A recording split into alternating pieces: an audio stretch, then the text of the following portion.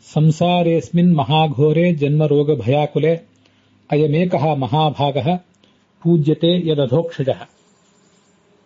It's a shloka from Krishnamrita Maharnava of Acharya Madhva. The shloka says samsara is a ghora. It's really a hell, as it is full of janma, roga and bhaya. Janma, birth, marana, death, and bhaya, various types of diseases and fears. But in that samsara, there lies a big fortune, a greatest fortune, that is to worship the Almighty. Let's observe the tone of this shloka. The shloka is composed in passive voice, karmani prayoga. Pujyate yadadhokshajaha. A sentence will be completed with a karta, subject, karma, object, and a verb, kriyapada. Pujyate yadadhokshajaha. The Lord Almighty is karma, object here. And pujyate is a verb. But no subject, no karta is mentioned in this shloka. That makes this shloka open to various types of meanings. If the shloka is composed in active voice, kartari prayoga, that says he worships the Lord. Who worships?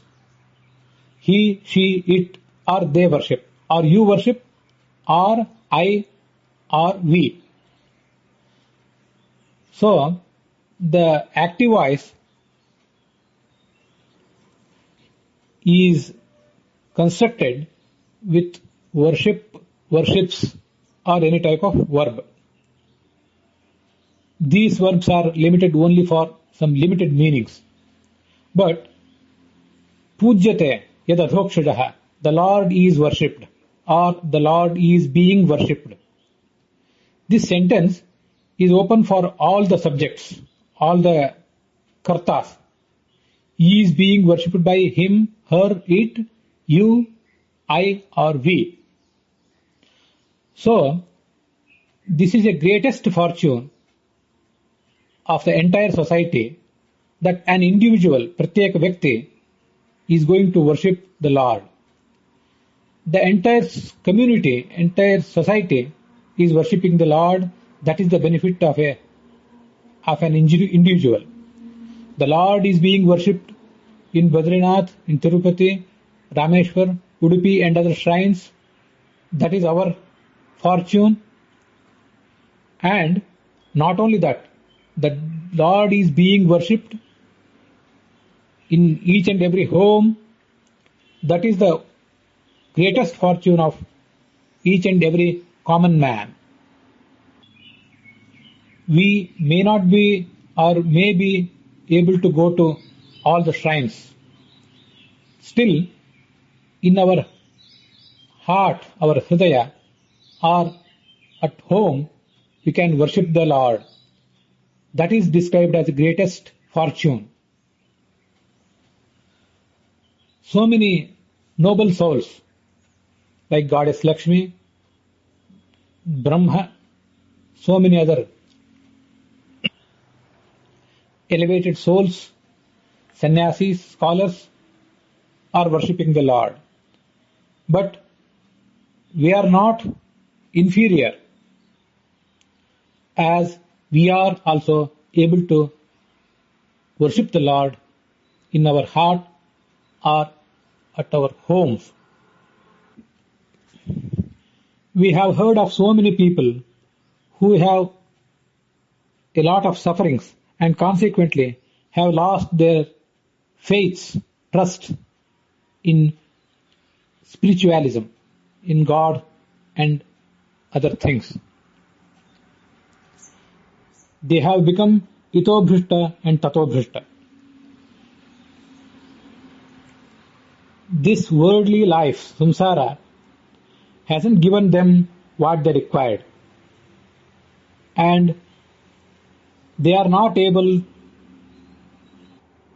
to turn to spiritualism,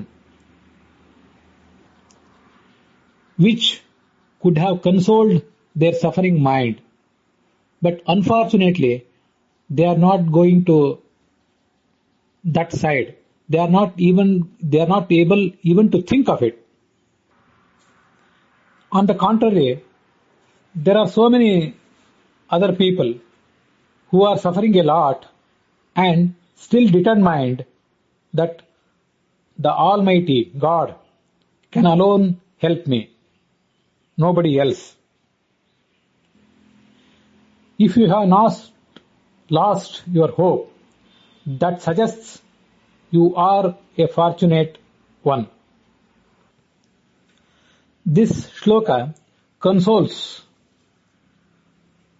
both who have lost their life, who are at the verge of losing their hope, and those who are continuing the puja, who are able to